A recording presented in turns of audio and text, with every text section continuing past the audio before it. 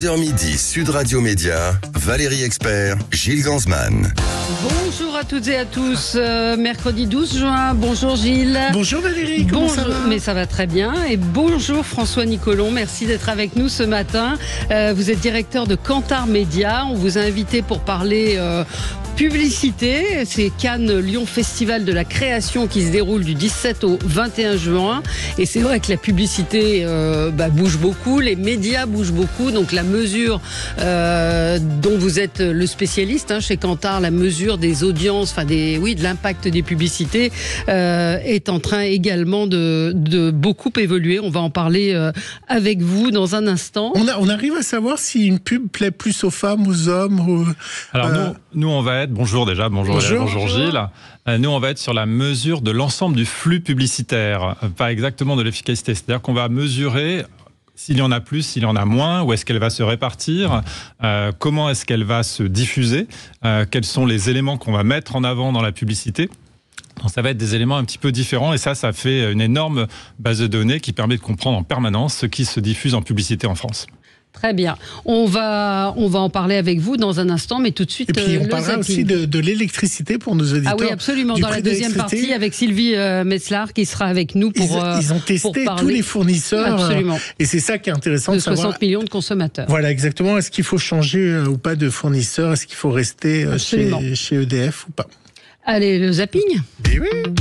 Sud Radio Média, l'instant zapping. Valérie, c'est évidemment l'info de la nuit, la disparition de Françoise Hardy à l'âge de 80 ans. Celle qui avait une voix insaisissable, elle disait que sa voix était entachée de sa bile noire. Vous savez, la bile noire auquel elle était attachée, c'est la quatrième humeur. L'humeur qu'on qualifie de tristesse ou de mélancolie. Dès 23h30, BFM était en édition spéciale et Olivier Cachin rendait hommage à une artiste internationale. Il y a un terme qui est galvaudé, qui est celui d'icône, mais Françoise Hardy, c'était vraiment une icône, et pas seulement pour un public français, mais c'était quelqu'un qui avait une aura internationale. Des chanteurs comme Jarvis Cocker, des artistes comme Malcolm McLaren, beaucoup d'anglo-saxons, d'américains vénéraient Françoise Hardy parce qu'elle représentait une certaine élégance, un certain chic français, une fragilité, une voix unique. Et puis vous savez, ce qui est très étonnant, c'est qu'il y a quelques jours est paru pour le 30e anniversaire de ce disque, un album de Malcolm McLaren qui s'appelait Paris, dans lequel, aux côtés de Catherine Deneuve et d'Amina, Françoise Hardy chantait cette ville qu'elle adorait, où elle est née en 1944. Donc c'est vraiment, moi, le souvenir que j'ai. Et il faut savoir que, évidemment, à l'étranger, elle était très connue, Françoise Hardy. Et puis, évidemment, elle a fréquenté David Bowie et un tas d'autres artistes iconiques. Et ben justement, Françoise Hardy, qui est rare à la télé, dont elle détestait l'exercice, c'était une personne timide. Une de ses rares interviews, des rares à l'avoir reçue en télévision en 2018, c'est Yann Barthès dans Le Quotidien. Et justement, il a employé le mot d'iconique et vous allez voir sa réaction à Françoise Hardy. Je suis ravi de vous recevoir. Je suis très impressionné de vous avoir en face de moi. Et moi aussi. Bon, oui, non. Est-ce que vous êtes consciente de l'image que vous renvoyez ?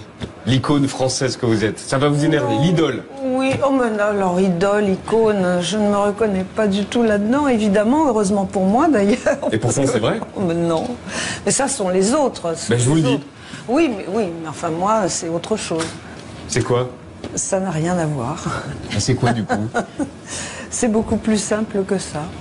Mais je ne saurais pas. Enfin, vous n'avez qu'à écouter mes chansons. Je les écoute. Vous êtes censé avoir fait, donc vous savez qui je suis. Vous allez m'engueuler ? Non, mais vous savez qui je suis. Elle a du caractère, Oui, elle se laissait pas faire. Quelle image vous aviez, vous, Valérie, de oui, c'est ça. Alors, je cherchais si je l'avais reçue sur France 3. J'avoue que j'avais pas de message, mais je sais qu'on l'avait reçue à Froufrou. Et j'avais une image, d'une femme d'une élégance incroyable. Et je me souviens qu'elle avait parlé d'astrologie. Ah oui, c'était sa grande passionnée passion. d'astrologie, absolument. Alors, avec les élections législatives en pleine vacances scolaires d'été, pas simple de savoir si on va concilier son devoir de citoyen ou plutôt aller faire des châteaux de sable. Ah, oui. Et donc, du coup, il y a une solution qui est... La procuration. La procuration. Évidemment. Alors, évidemment, dans les mairies, les demandes explosent. Reportage du Trésor de France 2. Des élections qui coïncident avec le début des congés d'été, des délais contraints. Face au risque d'abstention, il y a la procuration. À Sèvres ce matin, on en a déjà un beau paquet. On en a déjà reçu à peu près 50 rien qu'hier, donc je pense qu'il y en aura un peu plus pour ces élections. Un peu plus qu'aux européennes. Aux abords de la mairie, ces citoyens se préparent déjà et anticipent le scrutin. On va recevoir les procurations d'une famille complète. Donc on votera pour 4 personnes. Donc mon mari vote pour un monsieur, je vote pour sa femme, mon fils vote pour son fils et ma fille vote pour sa fille. Donc je suis pas là aucun des 2 week-ends. Et en effet, il faut que je m'en occupe. Ça a l'air d'être assez rapide et pratique. C'est incroyable la famille qui vote pour une autre famille en entièreté. Bah ouais. Mais je crois que c'est limité, non? On a le droit d'être que d'une seule personne et on pourra voter aux 2 tours. Ouais. Voilà la règle de la procuration. Vous allez faire comment si vous êtes en vacances? Mais je vous pose des questions, moi. C'est ma vie privée. Ah bon. Vous me direz quand même. Hier, France Télévisions présentait son dispositif pour les Jeux Olympiques, où j'ai pu me rendre également. Ouais. J'en ai profité, j'ai essayé de taxer à la présidente de France Télévisions 2-3 places pour la cérémonie. Non, ça n'a pas marché. Ça n'a pas marché, mais j'ai posé la question, et vous savez quoi? Elle n'a aucune place, elle a dû les acheter. En fait, ils ont acheté une quantité de places, alors peut-être à un prix... Je pense qu'elle a des invitations, non? Non, elle n'a pas d'invitation. Elle a acheté des places en quantité limitée, et là, je pense qu'elle va inviter justement les publicitaires, les annonceurs et les partenaires, mais elle a dû les acheter. En tout cas, c'est ce qu'elle a répondu en conférence de presse. Mais j'avais tenté de gratter pour vous une petite place, mais non. Vous irez voir les Jeux Olympiques? Vous allez y assister Oui, bien sûr. C'est quand même quelque chose qui n'arrive qu'une fois dans une vie, donc 2 fois en l'occurrence. On va les avoir 2 fois. Et est-ce qu'il y a une augmentation de la publicité? Est-ce que les publicitaires adorent ce genre d'événement? Alors, le sport, c'est une thématique qui est assez porteuse en effet pour la communication publicitaire dans son ensemble. Donc, c'est quelque chose qu'on mesure et qu'on surveille. Là, c'est un petit peu tôt, évidemment. Je vais vous le dire après, si on voit une vraie évolution. Sur les éditions précédentes des JO, sur les éditions précédentes des JO, on a un vrai afflux qui se passe. D'une manière générale, quand il y a des événements type Euro... Les événements sportifs drainent beaucoup d'investissements liés au sponsoring, d'une part, donc les marques qui sont associées à l'événement, et d'autre part, des marques aussi qui veulent, à un moment donné, apparaître, même si elles n'ont pas de partenariat officiel. Et les prix s'envolent? Alors les prix sont en fonction de la demande et de l'offre, et il y a beaucoup de demandes, donc ça a tendance un petit peu à monter. Alors justement dans cette conférence de presse, Valérie, ils ont présenté un dispositif qui est incroyable. C'est la seule fois que ça arrive dans un pays. Les chaînes nationales vont diffuser 24 heures sur 24 les Jeux Olympiques. Toutes les émissions disparaissent au profit des Jeux Olympiques. France 2 diffusera tous les sports individuels, France 3 tous les sports par équipe. Sport individuel, l'escrime, sport par équipe, le football, le basket. J'essaye, mais ça peut être l'escrime en équipe. Dans ce cas-là, ce sera France 3. Et le skateboard. Et le skateboard et les autres sports, le breakdance, ça sera sur France.tv. Vous savez, la chaîne numérique France.tv, où vous aurez également le surf, qui aura toute une technique pour être filmé grâce aux équipes de François, parce que le surf a lieu... Bien sûr. Au Tahiti, je crois. Et après donc avoir fêté son dernier Roland-Garros, Nelson Montfort, qui était là hier, fera ses derniers JO à Paris. Invité par Anne-Elisabeth, il lui a raconté son plus beau souvenir des Jeux Olympiques, c'était à Londres. C'est la victoire des nageurs français au 4 x 100 mètres au JO de Londres, alors qu'ils n'étaient pas favoris. Je veux dire que c'est un souvenir merveilleux parce que cette équipe de France, donc on fait une interview, j'avais un costume clair un peu comme ce soir, il me tombe dans les bras, le costume devient tout mouillé, et l'interview qui doit faire 3 minutes en dure presque 20, tellement ils avaient de joie à faire partager, et à la fin en sortant de l'interview, Yannick me souffle à l'oreille, tu es notre 5e relayeur. Et c'est vrai que là je me dis, bon, au fond ce métier vaut la peine d'être vécu. C'est vrai que c'est un très joli souvenir, Et oui, avec les nageurs, j'espère que nous, les nageurs, vont gagner aussi. Et chose que je voulais préciser également, ça sera la même chose pour les Jeux paralympiques. Ils seront diffusés 24 heures sur 24 sur les chaînes dont j'ai parlé. Donc c'est la même chose même traitement pour les Jeux olympiques et les Jeux paralympiques. Donc, vous êtes au point, vous êtes au point. Oui, je suis au point. Alors, me taquinez pas comme ça, Valérie, quand je fais mon zapping. Allez. Pour finir, le plus beau cadeau, celui de Michel Berger, une de mes chansons préférées. Je ne sais pas laquelle est votre chanson. Quelle est votre chanson préférée de J'aime beaucoup Message personnel.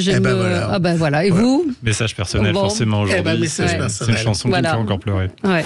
Si tu crois un jour que tu m'aimes, ne crois pas que tes souvenirs me gênent.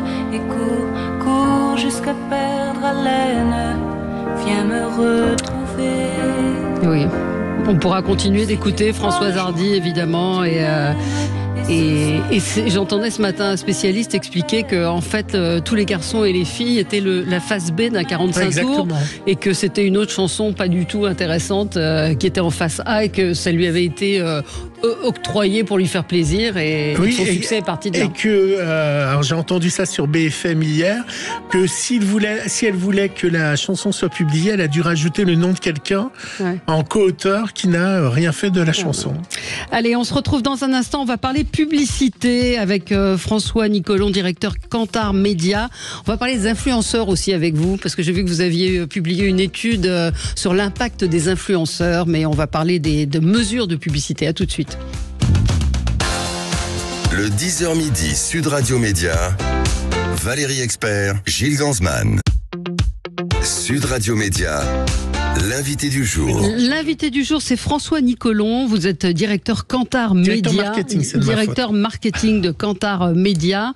On va parler avec vous publicité, en particulier en ce moment où va démarrer le festival de la création à Cannes, les Cannes Lions Festival, avec les meilleurs. C'est le plus grand festival. Le plus grand festival de la publicité au monde. Mais juste, je vous posais une question sur la création, la créativité. On pense à Jacques Séguéla, on pense à ses pubs Citroën, on pense à une vraie créativité, la pub Perrier, etc. Les slogans aussi. Et là, on a l'impression que c'est plus du tout la même chose. Je suis pas certain qu'il y ait une perte de créativité, mais la créativité, elle correspond à un moment, un reflet de la société dans lequel elle est produite. Et on n'est plus du tout dans la même société. Donc, on ne peut pas regretter quelque chose alors que ce n'est plus du tout le même contexte. Vous êtes capable de me citer un slogan récent ? Oh là. Non, mais il n'y en a pas, mais voilà, la paire, il n'y en a pas deux, cachou, cachou, la jaunie. On a tous des slogans de notre enfance, le petit volcan, de la purée mousseline, enfin, toutes ces choses-là. Et il n'y a plus de slogans, il n'y a plus de publicité moderne. Aujourd'hui, on a l'impression qu'on est dans le marketing. Moi, dans les marques, j'ai pas... Alors là, sans doute, où vous avez une analyse intéressante, c'est que nous, on a connu une publicité qui était dans le flux du divertissement, dans le flow du divertissement. Et la publicité avait un rôle de divertissement. Aujourd'hui, la rationalisation marketing fait qu'on demande à la publicité beaucoup plus un rôle marketing, un rôle d'incitation sur les ventes beaucoup plus fort et d'efficacité beaucoup plus fort, ce qui fait qu'elle est peut-être plus rationalisée. Mais après, il y a encore des publicités très créatives, notamment sur les réseaux sociaux ou avec les influenceurs qui mettent en scène des choses assez différentes. Donc ça, c'est également assez intéressant. Parler de Jacques Séguéla, c'est quand même intéressant parce que c'est un lifetime achievement, comme on dit en anglais, c'est-à-dire une dédication de toute sa vie, et donc il va recevoir un lion spécial à Cannes justement cette année pour tous les efforts qu'il a fait pour la publicité. Est-ce que c'est plus créatif ? Je sais que c'est pas trop votre secteur, mais néanmoins vous vous y intéressez. C'est plus créatif à l'étranger ? Ou c'est différent ? C'est très différent. Les tabous ne sont pas les mêmes déjà entre les différents pays. Et notamment quand vous allez en Asie, vous avez des choses qui nous paraissent complètement incroyables. Justement, hier on voyait une publicité où les yeux tombent littéralement d'un acteur publicitaire et deviennent des petits personnages au sol. Ça, c'est quelque chose qu'on ne verrait jamais dans notre culture, quoi. Moi, je voulais vous demander, quand la publicité arrive, c'est le moment où on va dans le frigo chercher son coca, qu'on va aux toilettes, qu'on change de chaîne, qu'on zappe.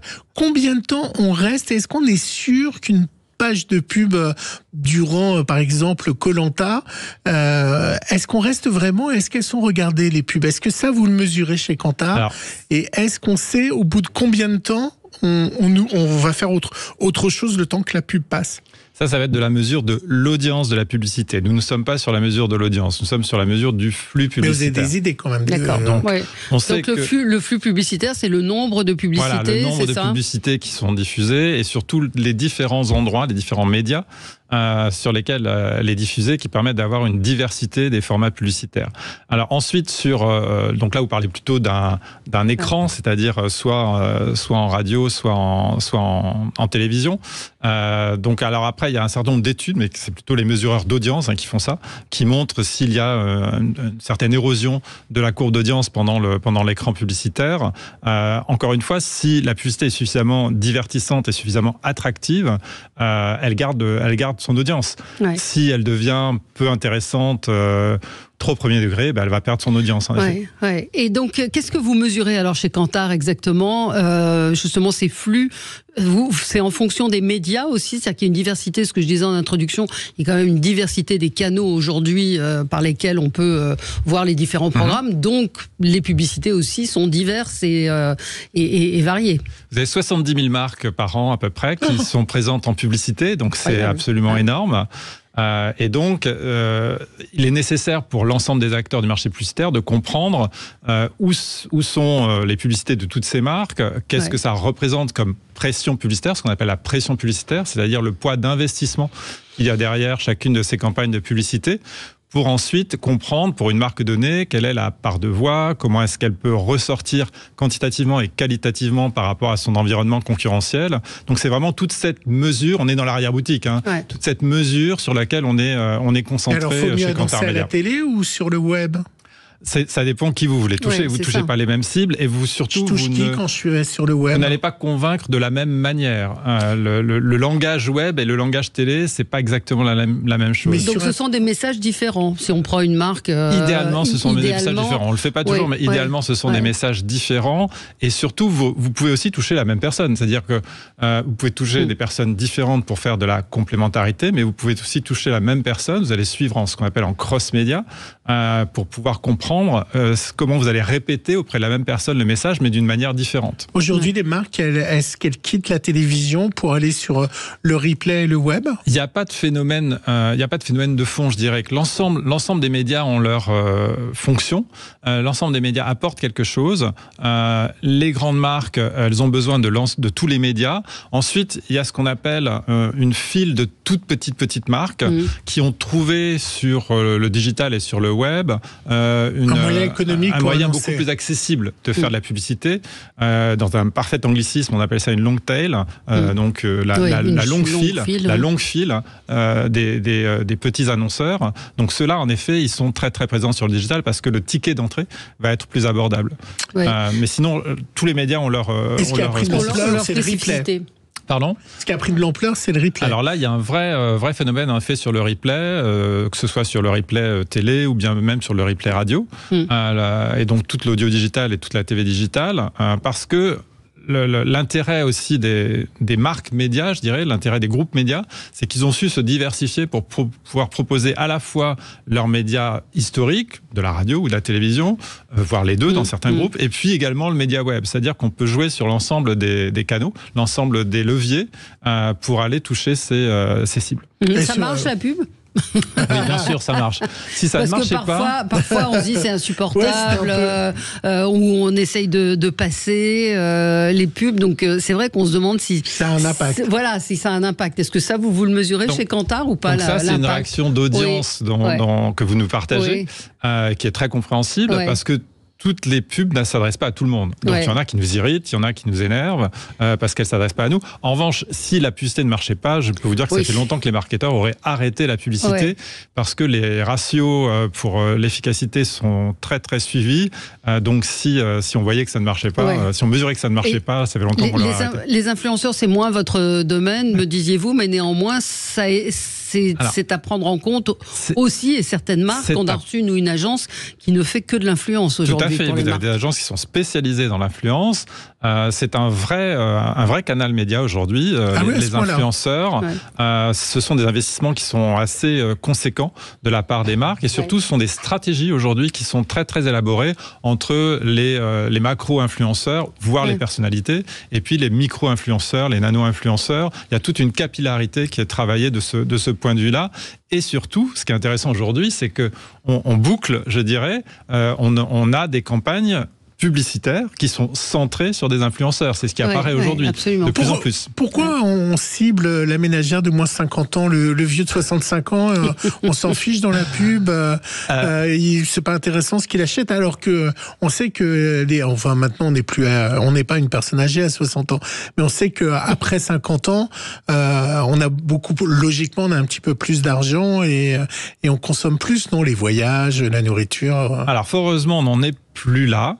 C'est fini la ménagère. Dans le sens vous nous annoncez à Sud Radio que la ménagère de moins de 50 ans, dans le sens où la logique des sociodémos, donc des critères sociodémographiques, c'est-à-dire l'âge, les revenus, les habitats, etc., elle est assez dépassée aujourd'hui. C'est-à-dire qu'on va aller chercher des cibles de consommation, des cibles qui ont des aspirations, des cibles qui ont des centres d'intérêt, des cibles qui ont aussi des habitudes.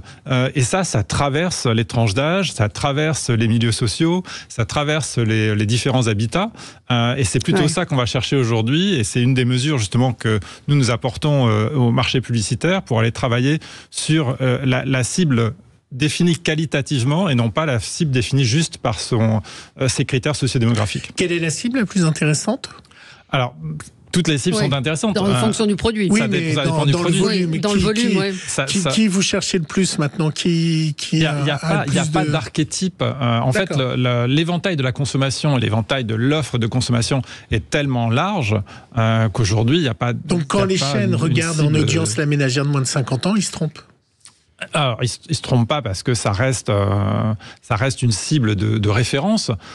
Mais aujourd'hui, dans les plans médias et dans ce qu'on appelle les plans médias, c'est-à-dire la manière dont on alloue la publicité, c'est assez dépassé parce que on va aller chercher plutôt les personnes qui vont s'engager ou qui vont engager le plus avec ce type de produit, ce type de publicité. Et ça, c'est pas un critère sociodémo. Ça, c'est une aspiration, c'est une conviction. Surtout quand une marque s'engage, quand une marque a un propos social, elle va aller chercher quelque chose qui résonne avec ce propos social. Et ça, c'est rarement du sociodémo, ça traverse les tranches d'âge, ça traverse les catégories socio-professionnelles. Alors Kantar va développer une nouvelle méthodologie pour mesurer l'impact, c'est ça ? Voilà, donc on a complètement révisé ce qu'on appelle un algorithme, c'est-à-dire la manière dont on met les pondérations, notamment dans le digital, sur les publicités qui apparaissent sur les sites web, ce qu'on appelle donc le display, c'est les publicités qui apparaissent sur les sites web. Donc ça, on est en train de complètement réviser notre manière d'appliquer les calculs d'évaluation. On va le faire tester par nos clients avant l'été. Donc on est plutôt une PME, nous. On a 800 clients à peu près sur l'ensemble du marché publicitaire. Et on va leur faire tester ce nouvel algorithme, donc la nouvelle mesure du display. Et après l'été, eh bien si on arrive à un consensus avec nos clients, eh bien on mettra ça, on va généraliser ça à l'ensemble de notre base de données. Tester sur le site web de Sud Radio. Bien sûr, il faut mettre bien sûr. Et dernière question, est-ce que l'IA est en train de tout changer dans la pub ? Complètement. Les Cannes Lions, donc le festival de Cannes de la publicité. C'est les publicitaires. Vous aimez bien les mots anglais dans la publicité. On est complètement sous l'emprise et donc un mot sur l'IA, sur l'intelligence artificielle, qu'est-ce que ça va changer ? Ça va être le sujet principal. Ça va changer, bien sûr, dans la création publicitaire. Ça va avoir un impact dans la création publicitaire. Je ne pense pas que ça va avoir un impact sur l'idée publicitaire, parce que l'idée publicitaire, il faut qu'elle soit disruptive, il faut qu'elle aille dans la direction dans laquelle on n'a pas l'habitude d'aller. Or, aujourd'hui, l'intelligence artificielle... Vous pensez que l'IA n'en est pas capable ? L'intelligence artificielle générative, aujourd'hui, elle reproduit encore des schémas... Sauf à être vraiment très bien guidée par une intelligence humaine, et dans ce cas-là, on revient avec de l'humain, elle va aller reproduire des schémas existants. Mais très bien guidée, elle peut aller ailleurs, en effet. Donc ça va être plutôt, à mon avis, sur ce qu'on appelle l'exécution de la publicité, c'est-à-dire sa mise en forme, une fois que l'idée a été trouvée, qu'elle va aider. Mais ça, c'est pas nouveau, ça fait 20 ans qu'on met des images créées par ordinateur. Bien sûr, mais sauf que là, là, c'est encore de plus... c'est devenu conversationnel, donc c'est plus facile à faire. Et donc, vous faites quoi à Cannes quand vous êtes là-bas ? Vous regardez des pubs toute la journée ?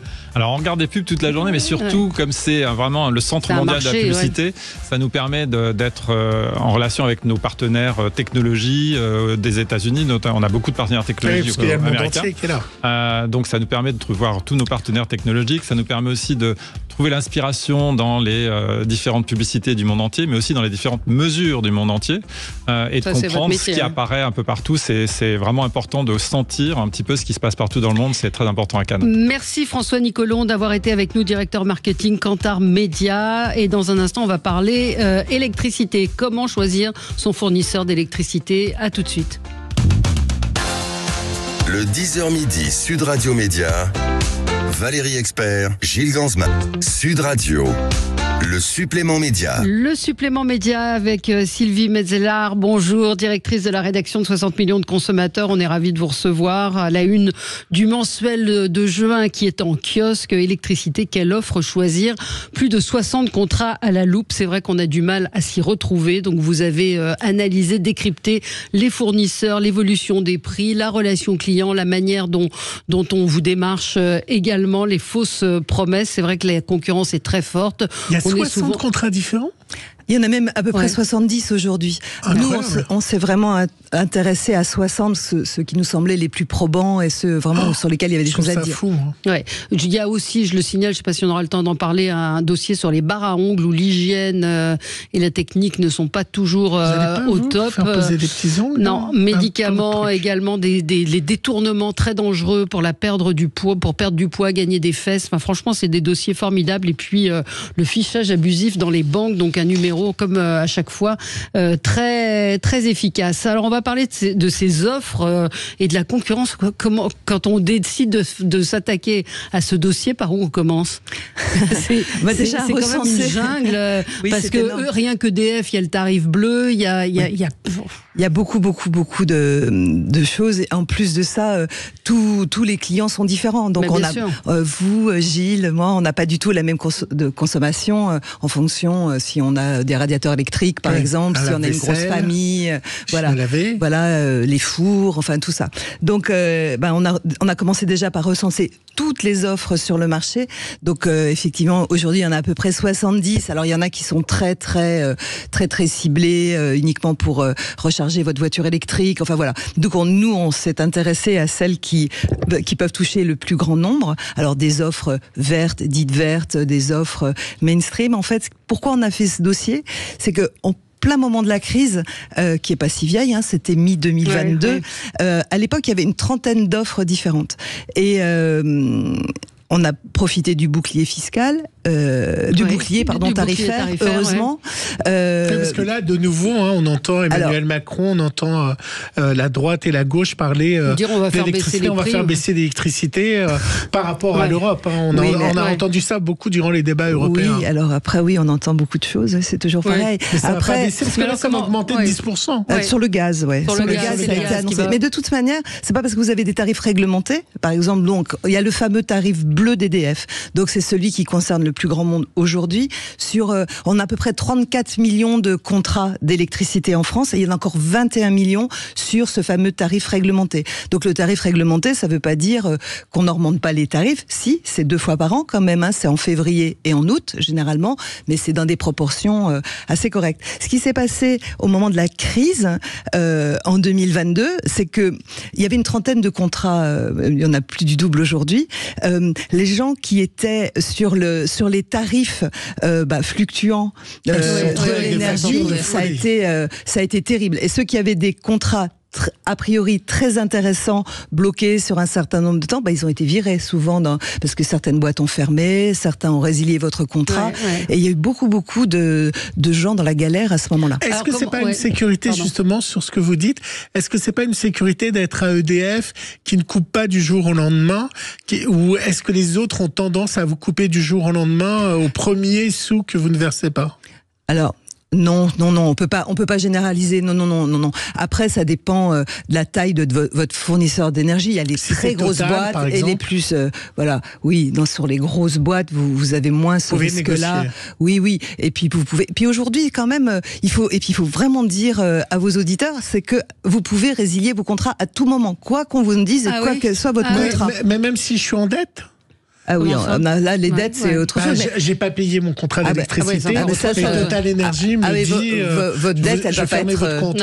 Non, mais est-ce que je peux à ce moment-là aller chez EDF et faire transférer? Non, il faut que je règle ma dette. Oui, il faut régler vos dettes. Comment on choisit concrètement son contrat? Quels sont les paramètres les plus importants? Parce qu'on va pas, rentrer dans le détail de tout le dossier parce qu'il faut vraiment le lire. Le conseil numéro 1, c'est d'aller faire tourner le comparateur du médiateur de l'énergie. Parce que vous allez sur Internet, vous mettez comparateur, vous en avez plein. Sauf que ces comparateurs, ils sont affiliés bien sûr. à des fournisseurs, naturellement. Il faut faire très attention. Une petite parenthèse, quand vous allez chercher quelque chose genre papier perdu ou volé, ce qui m'est arrivé, vous tombez sur un site sponsorisé qui vous fait payer et c'est pas l'État. Donc faites très attention. Comme c'est sponsorisé, ça arrive en tête. Bien sûr. Et donc vous faites pas trop gaffe. Et là, avant de venir, j'ai quand même vérifié où ça en était. Et donc pour retrouver ce site du comparateur du médiateur de l'énergie, c'est vraiment en 4e, 5e position. Et c'est que je dis pas de bêtises, c'est energieinfo.fr. Alors sur celui-ci, vous pouvez y aller vraiment les yeux fermés. Je vais dire les doigts dans le nez, n'importe quoi. Les yeux fermés. Et là, vous rentrez. Le site du médiateur. Voilà, le site du médiateur. Là, vous rentrez ce qui vous correspond en fait.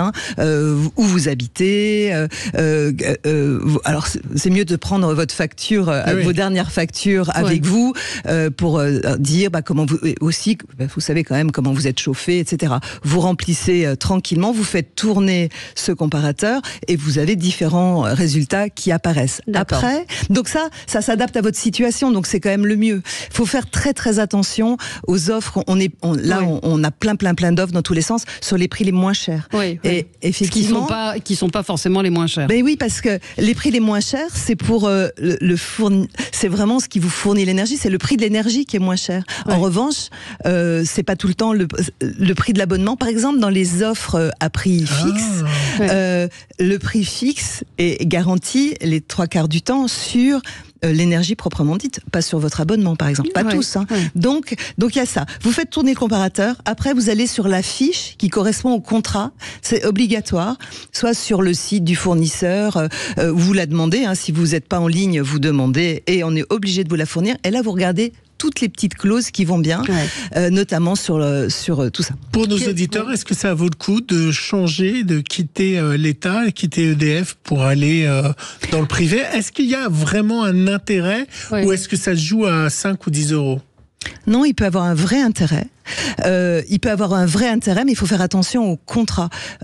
Par exemple, aujourd'hui, vous avez plutôt intérêt à avoir une offre prix fixe 2 ans, par exemple, mais il faut bien regarder ce que ça vous garantit. Et là, on irait chez qui? Vous vous souvenez dans l'enquête? Je ne les ai pas tous en tête parce qu'on en a quand même une 60aine. Et donc, nous, on a fait, en fait, on est parti d'une famille lambda, enfin, sur une consommation d'une famille lambda avec quand même une consommation électrique et on a fait tourner, on a vu ce que ça donnait pour les différents contrats avec les warnings où justement le premier qui arrive en prix, c'est pas forcément le plus intéressant. Moi j'ai pris le réflexe d'avoir l'application de l'EDF. C'est une chose importante ça d'un point de vue consommateur. Oui, alors ça aussi c'est très important parce que quand vous choisissez un contrat, faut quand même que vous regardiez ce qu'il vous offre, ces outils que vous pouvez avoir, comme vous dites. Comme ça on sait combien de kilowatts. Alors il y en a d'autres qui le proposent aussi, donc il n'y a pas que. Et grâce à ça, je sais combien j'ai de kilowatts, je peux regarder le prix du kilowatt. Et puis sur quel poste vous dépensez. Si vous dépensez plus sur vos radiateurs, votre four, tout ça, enfin voilà. mais donc le site est bien énergie-médiateur.fr, ça arrive en tête. Energieinfo.fr. Oh là là.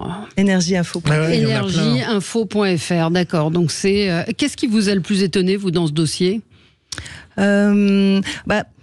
C'était justement de voir toutes les petites choses qui pouvaient faire changer la donne en fait, et aussi sur l'énergie verte. On est très tenté quand même aujourd'hui d'aller sur des contrats d'énergie verte. Il y en a plein, on en a fait une 30aine là, on en a répertorié et analysé une 30aine. Alors, ce qui est intéressant de voir, c'est ce qui est vert en fait. Et c'est pareil, avant de souscrire, il faut que vous voyez la part, parce que vous pouvez avoir une offre verte, mais c'est que 30% d'énergie l'énergie verte. Alors l'énergie verte, ça veut dire que l'énergie fournie est à base d'éoliennes. Donc c'est les éoliennes, sont les barrages hydrauliques, les panneaux solaires. Enfin voilà, c'est ça. Mais en fonction de, donc c'est plus ou moins important, et aussi d'où elle vient, parce que vous pouvez, quand vous souscrivez une offre verte, en fait, votre fournisseur s'engage à donner l'équivalent de votre consommation en verre. C'est-à-dire, ils achètent, c'est très compliqué. Enfin, bref, ils achètent des garanties d'origine. Enfin voilà. Mais votre énergie verte, elle peut venir n'importe où en Europe, en fait. L'autre dossier important, juste pour finir, c'est le scandale qu'il y a eu sur l'eau. Est-ce que l'eau du robinet, ça c'est une grande partie également de ce nouveau numéro de juin. Est-ce qu'on peut avoir confiance dans son eau robinet ou est-ce qu'il faut le filtrer? Vous avez testé l'eau du robinet et puis vous nous parlez évidemment du scandale des boîtes de Nestlé Waters pour le Perrier et autres. Où on en est à ce niveau-là? Où on en est, on le saura quand on aura encore de nouvelles études, etc. Il y a encore beaucoup de choses à faire. Alors il y a vraiment, faut quand même dire que l'eau du robinet, c'est quand même l'eau la plus contrôlée possible. C'est-à-dire que on vous donne pas n'importe quoi à partir du moment où votre eau est potable. Alors effectivement, il y a eu plein de problèmes. Il y a des choses qu'on n'arrive pas à filtrer correctement. Les stations d'épuration, notamment tout ce qui est en micro, les polluants éternels, tout ça, c'est un peu compliqué tout ça, mais tout n'est pas filtré pareillement. Et maintenant, les stations d'épuration s'équipent, mais c'est très cher, etc. Mais globalement, quand même, le côté bénéfice-risque, franchement, l'eau du robinet, en France, j'entends, à partir du moment, faut toujours voir les relevés de votre mairie, si c'est potable, pas potable, et suivre l'évolution. Mais généralement, on peut avoir confiance quand même. On peut aller se baigner dans son évier. Plutôt que dans la Seine. À découvrir ce nouveau numéro en kiosque de 60 millions de consommateurs, toujours extrêmement bien fait, rigoureux. Donc les barres à ongles avec, franchement, allez-y, regardez. Ça donne pas envie. Oui, ça donne pas forcément envie. Les médicaments avec les détournements qui sont dangereux, souvent dangereux, ça paraît évident, mais ça va mieux en le disant. Les banques aussi, avec le fichage pour les comptes oubliés et inactifs. Et puis, évidemment, ce grand dossier sur les offres de l'énergie, fournisseurs, évolution des prix, relations clients. Vous avez tout passé au crible. Merci à vous, Sylvie Metzelard, d'être venue nous voir. Juillet, ce sera quoi le numéro? Vous savez déjà? C'est très été. Oui, je vous les crèmes solaires. Non, on fait sur les moustiques, là, avec l'invasion du moustique tigre et tout, c'est quand même. Il n'y a rien qui marche. Ah, si. Sur les moustiques? Oui. Si. Vraiment? Il y a des produits qui marchent? Oui, vraiment. Oui, mais on s'étouffe quand on les met. Non, pardon. Quand on les produit. À vous, ça vous fait pas ça? Non. Mais on vous réinvitera. Merci à vous. On se retrouve dans un instant pour commenter l'actualité. Sud Radio. Parlons vrai. Sud Radio. Parlons vrai.